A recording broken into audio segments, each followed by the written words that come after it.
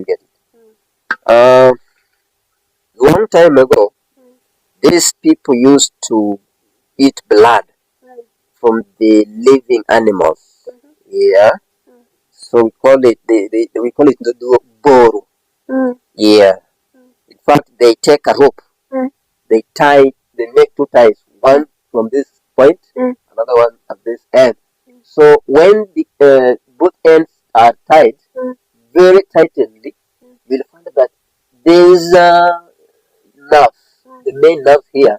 They will tend to swell because of the blood now penetrating by force, and they use an arrow. Are you ready? Tip. Okay, so the blood will come out. Tip. Okay, so the blood will come out.